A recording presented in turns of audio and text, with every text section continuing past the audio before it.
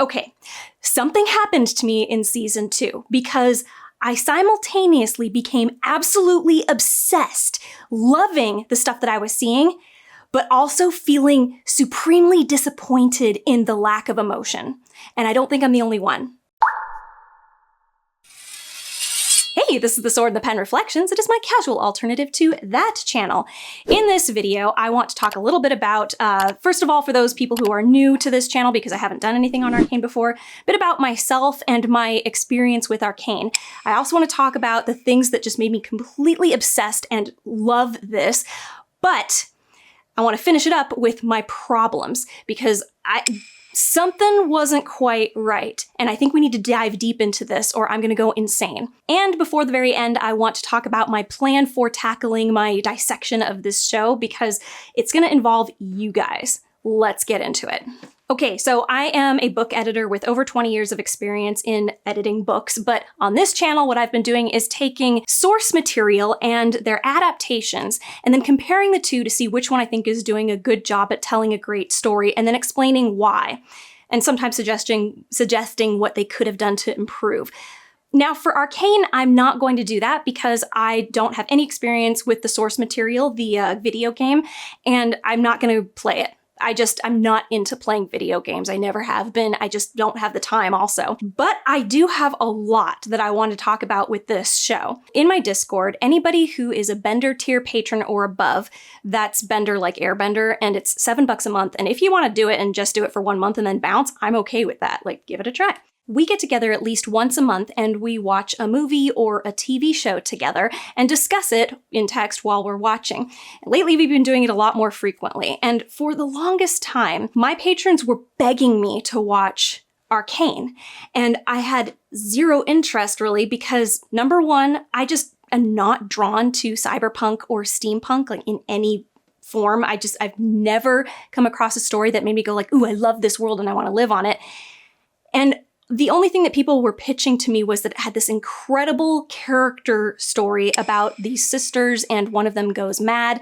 By the way, huge spoilers for the entire series in this video. If you don't want that, go away. But I just wasn't drawn to it. But they finally got to me and I was like, okay, we'll watch it. So we spent 3 weekends watching this first season, 3 blocks at a time, you know, the first 3 episodes and the second 3 and then the third 3. And after the first season, I was like, okay, I get this. I understand why people loved this. It was so powerful and emotional. Like, the pain that you felt with these sisters was palpable. I really, really enjoyed it.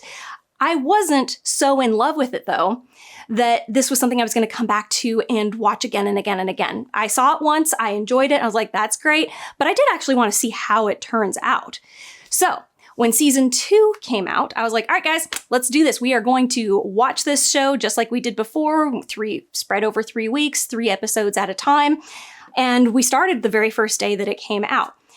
And immediately, about halfway into episode 1 of season 2, I was not feeling it. I was just going, why am I not latching on the way I was in the first season? I mean, even though it's not my thing usually, and it wasn't something I was completely bonkers over, I still understood the emotion and the characters and was there with them. I was on this journey with them. It just wasn't happening in season 2, the first episode. But I didn't really mention it. I just kind of like, whatever.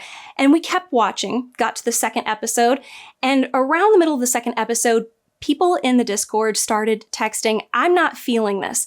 I'm experiencing no emotion. I was like, oh, thank goodness. Okay, it's not just me. I thought maybe because I hadn't watched season 1 a second or a third time, that maybe I had missed stuff that was making all of these events feel more powerful, or like they really were built up to, and I just missed those things.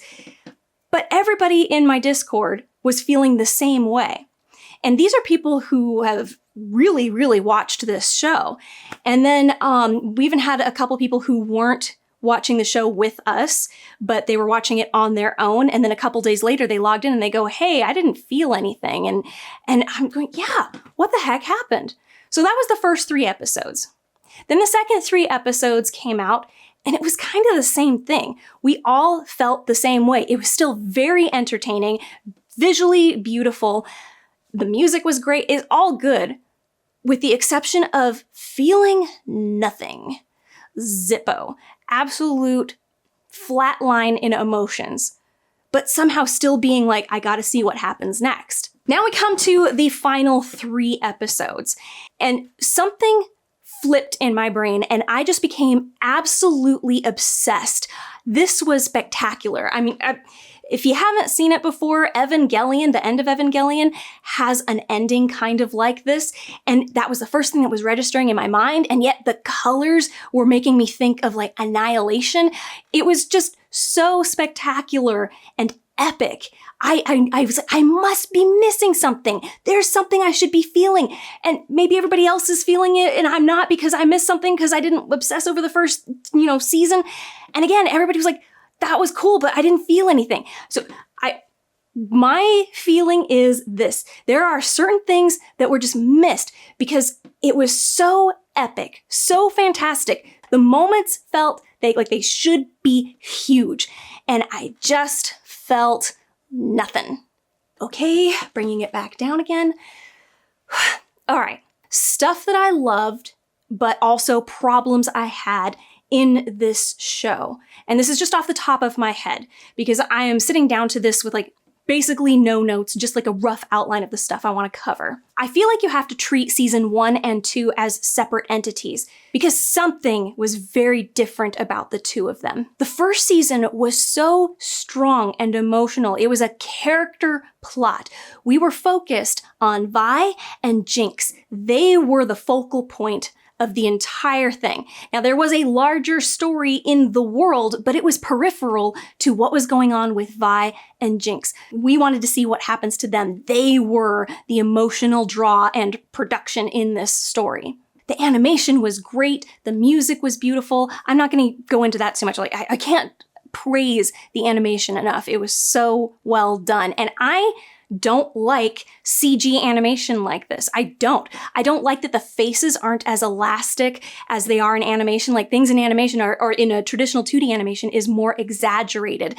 And I like that. But this, no, very, very static in the face. Not static. It just wasn't as elastic. That's the best way to describe it in the facial expressions. And yet it was still so emotional. So I'm okay with that. I was like, all right, I'm okay with that. I'm getting sidetracked. Okay, season 2, even better animation. Like I didn't think that was it was even better, and it felt more cinematic. There was moments in season 2 that felt so grand in scale that I feel like I need to understand this world. Like I need to understand how it came to this point in this world. I like that feeling like this was the max. This was the maximum of what you could do with a story. And usually I don't go for like the world is going to end or the universe is going to cease to exist. Like it's hard for me to get on board with a story like that, but this did it. And I was like, this is cool. I like it. I want to see that this was the peak of storytelling in an already really good story. But because of everything that happened from season 2, episode 1 up to that point, it had the grandness without the emotion to go with it. Oh my gosh, I'm going to be very repetitive in this. I just know it. Whatever. Anyway, we're still going. Some of the problems that I had. I'm just, this is again off the top of my head, haven't put too much thought into it because I'm going to go through this and we're going to do other videos where I try to isolate specifics.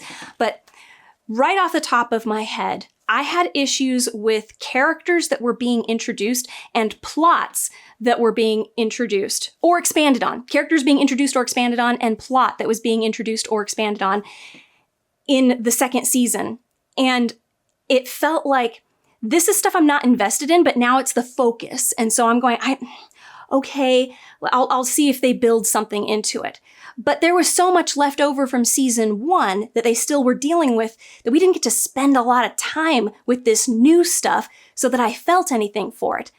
And at the same time, stuff that we were building up to during season 1, like especially the conflict with the two sisters, was resolved in a very unsatisfactory way in season 2, or it finally happened, but happened without being earned.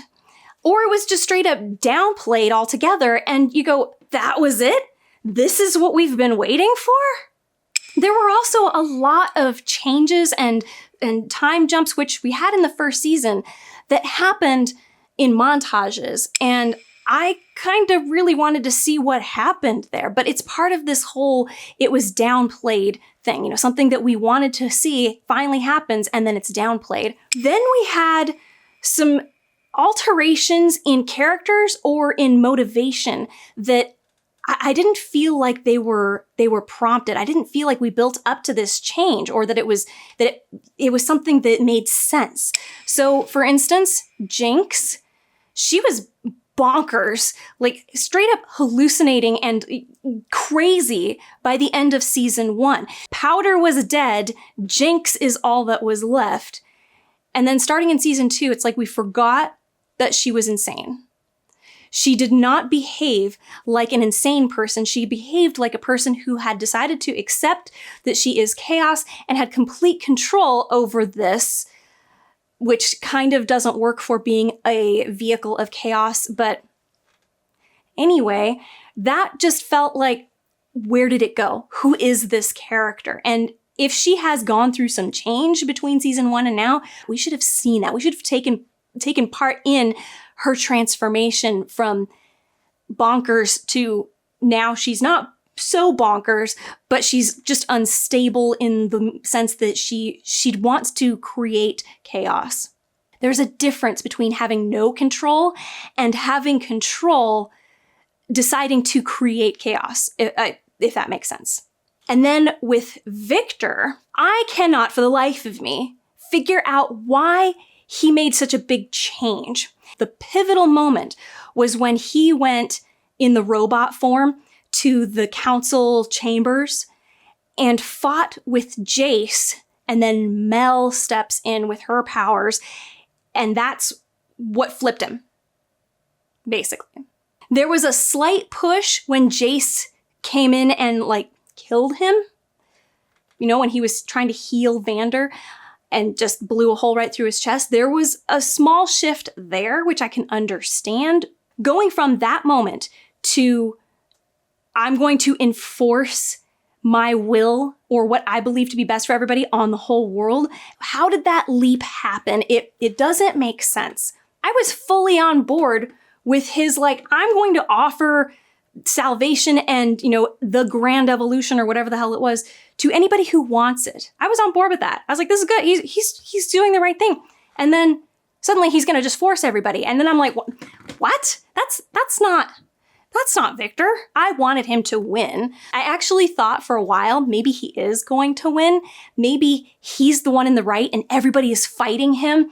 And then he'll win and heal everybody and the whole world will be gorgeous and beautiful and everyone will be free. Like he'll hook them up to the Matrix and then unhook them kind of thing. You know, like, da-da-da, you're healed and now everybody's back to, you're starting from a blank canvas, but you're still yourself, if that makes sense. I thought that's what was going to happen. And then we were going to get to the end of his story and it was going to be like, oh, dang, that's really cool. Like everybody was fighting the good guy, essentially. Like he really did know what was better for everybody, but that's not what happened. Some of the people in my Discord brought up some really great points. For instance, why was what Victor was trying to do originally, why was that bad? So Jace says to him something along the lines of like, you always wanted to fix things that you saw as broken, but you were never broken. He was dying. He was going to die. So are you saying that he should not have tried to save himself? Because that's what he was, that seems to be what he was trying to do in the beginning. And then it became, I want to help other people as well, which was beautiful and compassionate. Why is that wrong? He wasn't trying, and he was doing it for them at their, like, with their willing acceptance. You know, like, hey, you want me to heal you? Okay, I will. And then they're healed, and they were happy. I mean, his little commune was a utopia. I'm losing track of where I was in the whole discussion thing, whatever. Oh yeah, so there was also this straying from the focus, the whether it was thematically or character or emotion. So season 1 was basically 2 major plot lines. There was Vi and Powder, or Vi and Jinx, and then second place would be Jace and Victor, right? Those were the 2. We were mostly focused, though, on Vi and Powder. Like, that was where the center of emotion was. That was where the big emotional moments were. Yeah, Jason and Victor came to a close second. But then when we got into season 2, it was almost like they switched places. They became the second place story, and Jace and Victor became the most important story. That can be very, very jarring for an audience that is so invested in the other characters, in Vi and Powder. Like, they were our number one focus. I hardly heard anybody say anything about Victor and Jace when they were trying to, you should go check out this story. Like, I don't think anybody mentioned that there was this really cool, like, duo. They were inventors or scientists, and, one of them is terminally ill, and suddenly the mission becomes to keep him alive. Like, that, I could have been drawn to that. But that's not what people were hooked on. I mean, I'm sure that people enjoyed it. Like, I enjoyed it. But that wasn't the big selling point. Now, if I were to talk about what's the big selling point in season 2, I would be all over Victor and Jace. I'd be like, that's where it's at. It's them. Taking that in conjunction with this new plots and new characters, or expansion of plots and expansion of characters, taking those together, I can only come to one conclusion, and that is that season 1 was planned very thoroughly, and then season 2 came along and they're like, time to get the planning wheels going again. But this is a part 1 and a part 2 story. This is a story that should have been planned from the very beginning all the way to the very, very end. You need to create the right foreshadowing and emphasize it enough that it means something to your audience. So, for example, in season 2, we have this character, Isha. And Isha is just out of nowhere, a character who's very important to one of the most interesting focal characters, to Jinx, and completely changes her, apparently. It's not really clear, but I had zero attachment to this character, even though I really wanted to have attachment. If this was a character that they had planned for in season 1, why didn't we see this character in season 1? Even just a little bit. Like, maybe we could see that and I think that Isha should have been a little older, just a little bit. Maybe what we should have done is have Isha mirroring the character of Powder, when Powder was trying to be part of the group with Vi and was just, unable to do absolutely everything that they were capable of doing. And she took a lot of offense to that, or a lot of hurt from that, feeling insufficient. I'm not good enough. I can't help.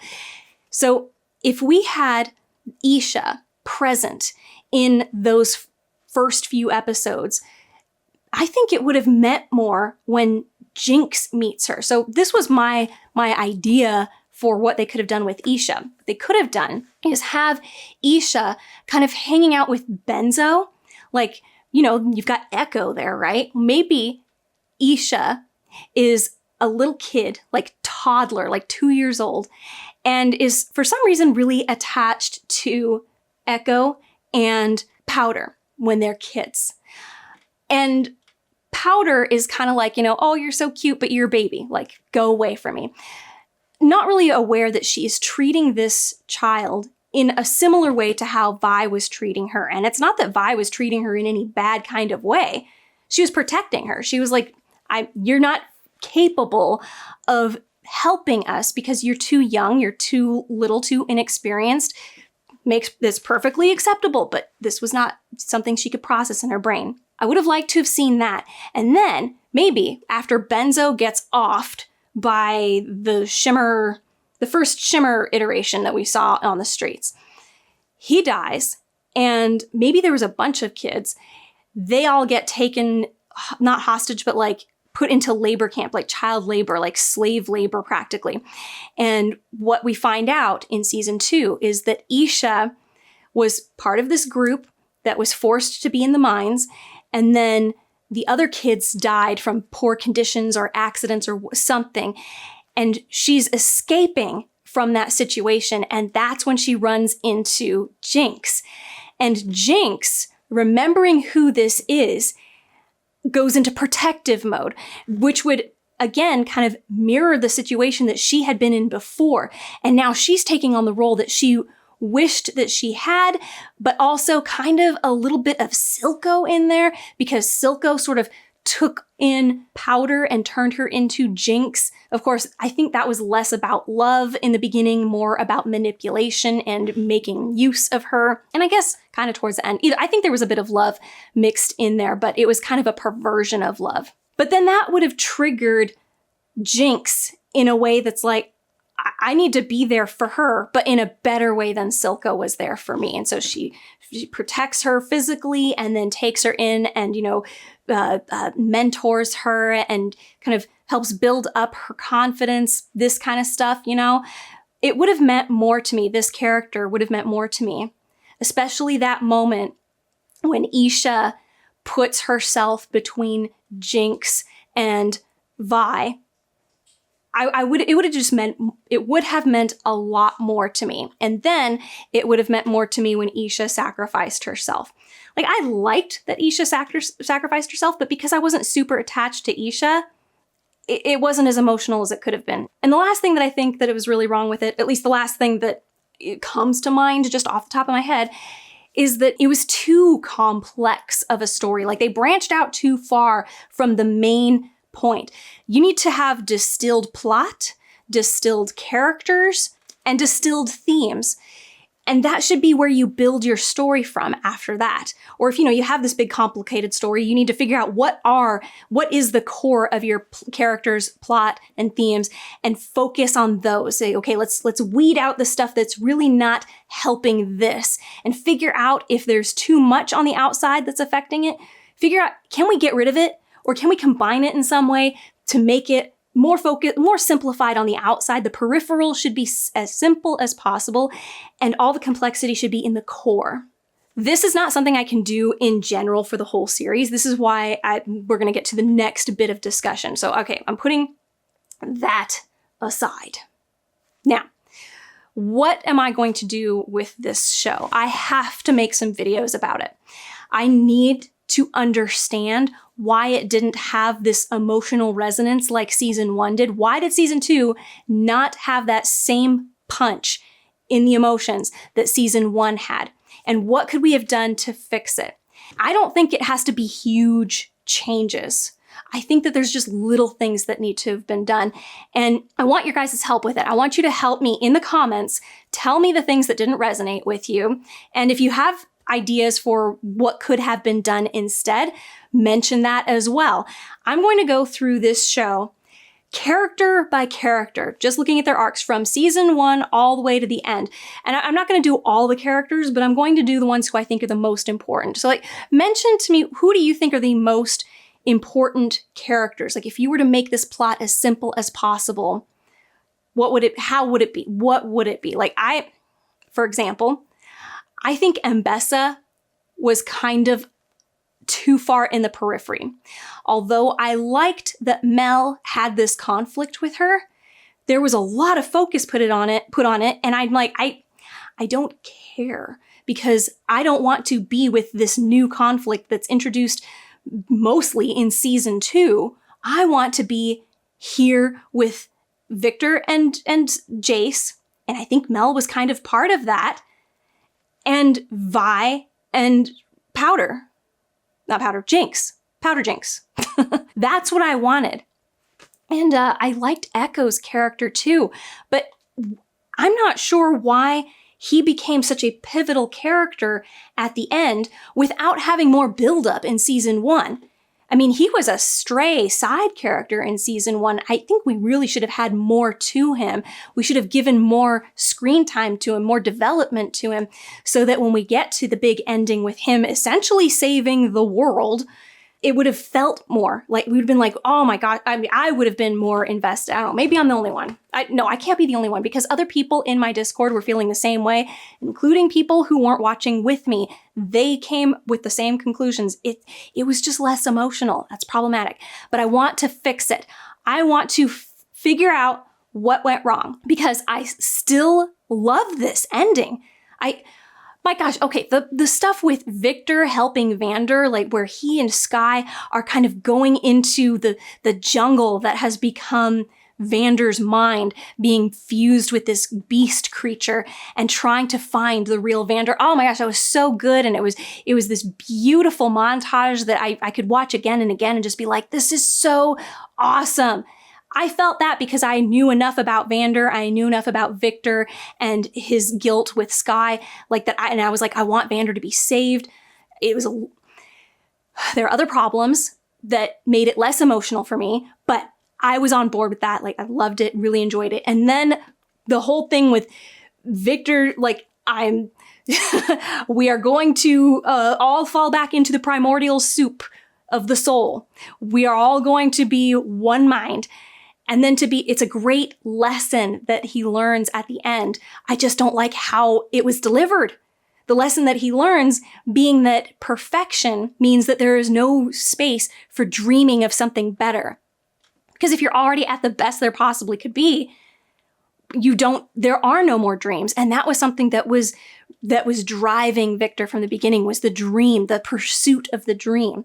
I like that philosophy that is being explored in this, but it kind of just, fell flat, and I gotta know why so that we can fix it, okay?